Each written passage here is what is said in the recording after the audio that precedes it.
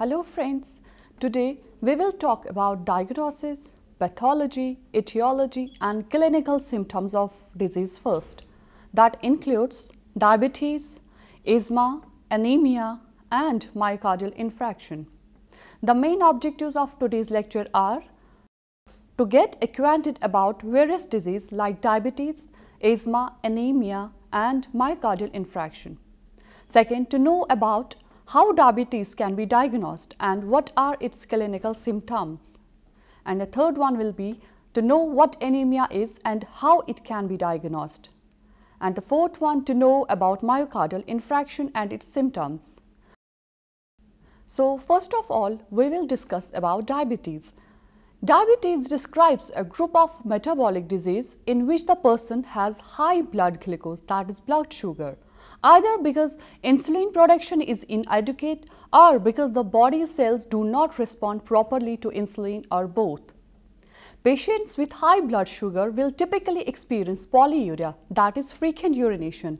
They will become increasingly thirsty, that is polydipsia, and hungry, that is polyphagia. There are three types of diabetes. Type 1 diabetes, in which the body does not produce insulin. Some people may refer to this type as insulin-dependent diabetes or juvenile diabetes or early onset diabetes. People usually develop type 1 diabetes before the age of 40, often in early adulthood or teenage years. Approximately 10% of all diabetes cases are type 1. Type 2 diabetes is in which the body does not produce enough insulin for proper function or the cells in the body do not react to insulin. Some people may be able to control their type 2 diabetes symptoms by losing weight, following a healthy diet, during plenty of exercise, and monitoring their blood glucose levels.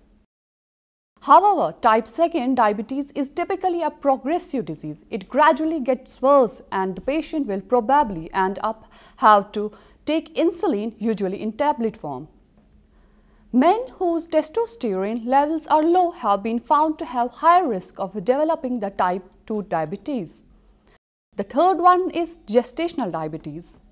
This type affects females during pregnancy. Some women have very high levels of glucose in their blood and their bodies are unable to produce enough insulin to transport all of the glucose into their cells, resulting in progressively rising levels of glucose. Diagnosis of gestational diabetes is made during pregnancy. The majority of gestational diabetes patients can control their diabetes with exercise and diet. Now the tests that can be done for the diagnosis of diabetes. Doctors can determine whether a patient has a normal metabolism, pre-diabetes or diabetes in one of the three different ways. There are three possible tests. The first one is AIC test, in which at least 6.5% means diabetes, between 5.7 and 5.99% means pre-diabetes, and less than 5.7% means normal. Second one is FPG, which is fasting plasma glucose test, in which at least 226 mg per deciliter means diabetes, between 100 mg and 125.99 mg deciliter means pre-diabetes, and less than 100 mg means normal. An abnormal reading following the FPG means the patient has impaired fasting glucose. The third one is OGTT, which is oral glucose tolerance test, in which at least 200 mg per deciliter means diabetes, between 140 and 199.9 mg per deciliter means pre-diabetes, less than 140 mg per deciliter means normal. The classic symptoms of untreated diabetes are weight loss, which includes polyuria means increased urination, polydipsia means increased thirst, and polyphagia, which means increased hunger. Symptoms may develop rapidly within a week or months in type 1 diabetes, while they usually develop much more slowly and may be subtle or absent in type 2 diabetes. Now the signs and symptoms of diabetes. Several other signs and symptoms can mark the onset of diabetes, although they are not specific to the disease. In addition to the known ones above, they include blurry vision, headache, fatigue, slow healing of cuts, and itchy skin. Prolonged high blood glucose can cause glucose absorption in the lens of the eye, which leads to change in its shape, resulting in vision change. A number of skin rashes that can occur in diabetes are collectively known as diabetic dermatomes. Now, moving to another disease, that's asthma. Asthma is a chronic disease involving the airways in the lungs. These airways or bronchial tubes allow air to come in and out of the lungs. If anyone has asthma, his or her airways are always inflamed. They become even more swollen, and the muscles around the airways can tighten when something triggers its symptoms. This makes it difficult for air to move in and out of the lungs, causing symptoms such as coughing, wheezing, or shortness of breath, and or chest tightness. People with a family history of allergies or asthma are more prone to developing asthma. Many people with asthma also have allergies. This is called allergic asthma. Occupational asthma is caused by inhaling fumes, gases, dust, or other potentially harmful substances. Childhood asthma impacts millions of children and their families. In fact, the majority of children who develop asthma do so before the age of 5. There is no cure for asthma, but once it's properly diagnosed and a treatment plan is in place, one will be able to manage his condition and his quality of life will improve. Now the symptoms.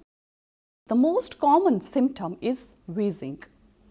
This is a scratchy or whistling sound when the patient's breathes. Other symptoms include shortness of breath, chest tightness or pain, chronic coughing, trouble sleeping due to coughing or wheezing. Asthma symptoms, also called asthma flare-ups or asthma attacks, are often caused by allergies and exposure to allergens such as pin-dater, dust mites, or pollen.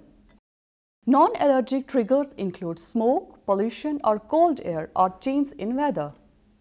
Asthma symptoms may be worse during exercise when anybody has a cold or during times of high stress. Children with asthma may show the same symptoms as adults with asthma. That is coughing, wheezing, or shortness of breath. In some children, chronic cough may be the only symptom. Now, how asthma can be diagnosed? An allergist diagnoses asthma by taking a thorough medical history and performing breathing tests to measure how well the lungs work. One of these tests is called spirometry. The patient will take a deep breath and blow into a sensor to measure the amount of air his lungs can hold and the speed of the air he inhales or exhales. The chronic inflammation is associated with airway hyperresponsiveness that leads to recurrent episodes of wheezing, breathlessness, chest tightness, and coughing, particularly at night or in the early morning. These episodes are usually associated with widespread but variable airflow obstruction within the lung that's often reversible either spontaneously or with treatment. Now another disease, which is anemia. Anemia is usually defined as a decrease in the amount of red blood cells or hemoglobin in the blood. It can also be defined as a lowered ability of the blood to carry oxygen. When anemia comes on slowly, the symptoms are often vague and may include feeling tired, weakness, shortness of breath, or a poor ability to exercise. Anemia that comes on quickly often has a greater symptoms, which may include confusion, feeling like one is going to pass out, loss of consciousness, or increased thirst. Anemia must be significant before a person becomes noticeably pale color.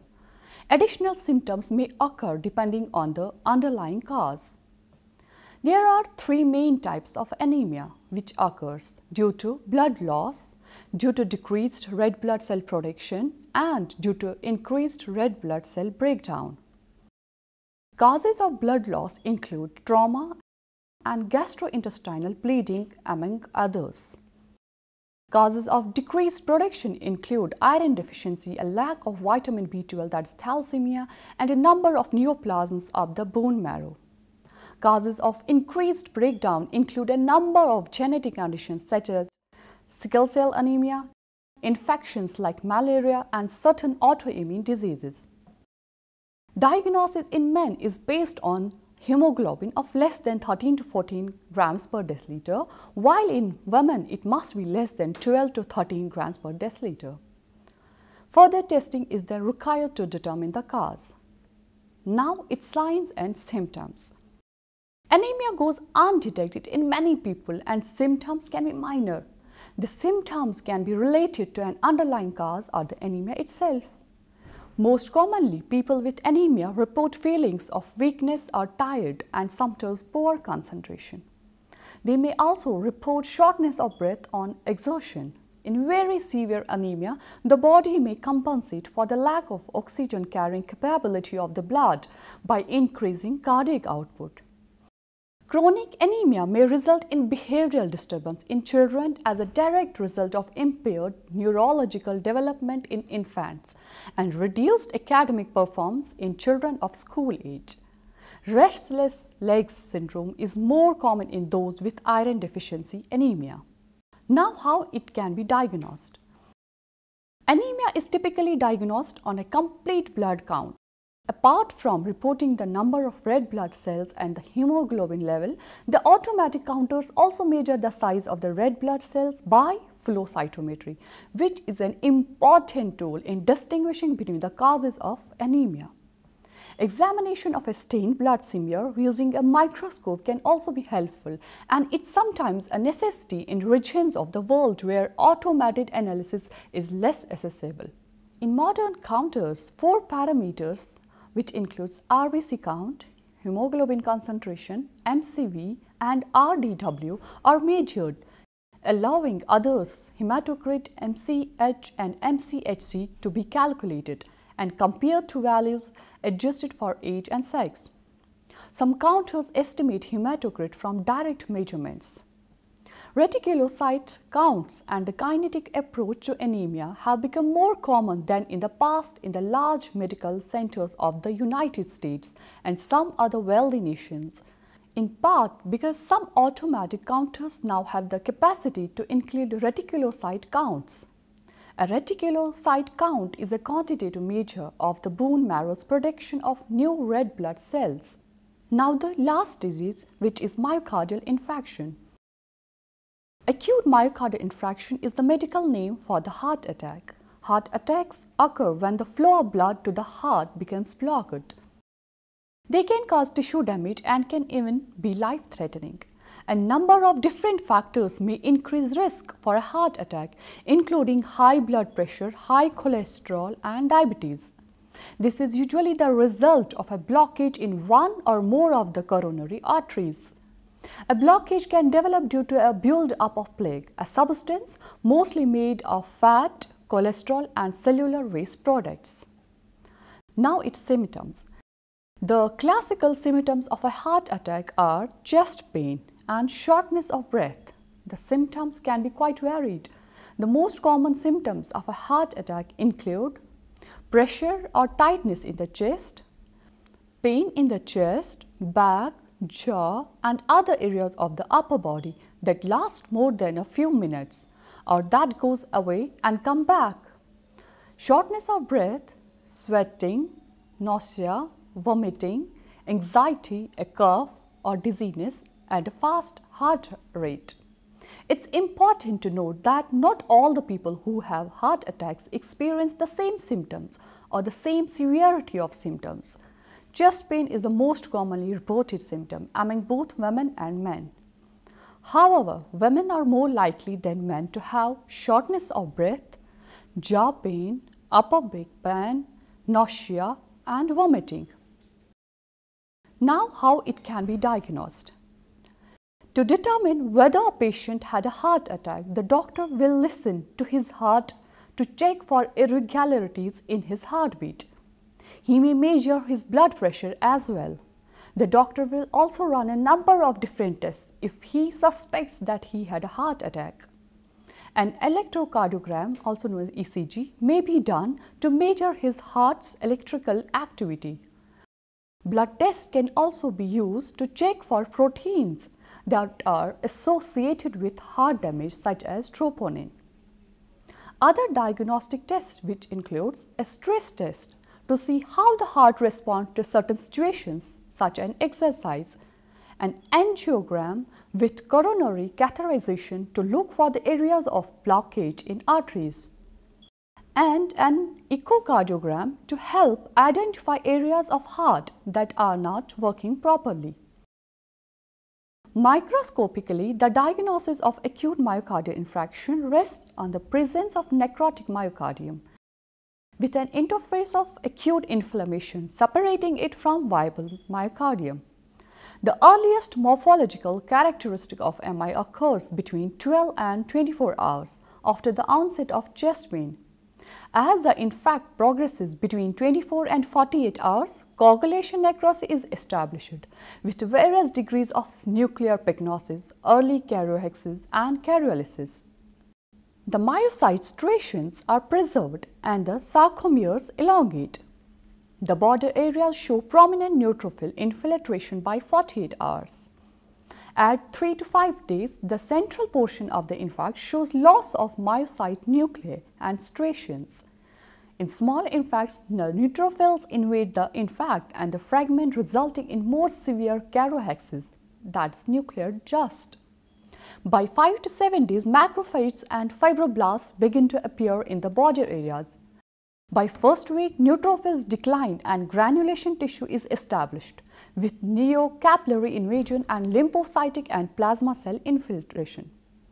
Healing continues and depending on the extent of necrosis may be complete as early as 4 weeks or may require 8 weeks or longer to complete. The central area of large infarction may remain unhealed and show mummified myocytes for extended periods, even though the infarct borders are completely healed. So this brings us to the end of lecture. Hope you have enjoyed and understood. Thank you and goodbye.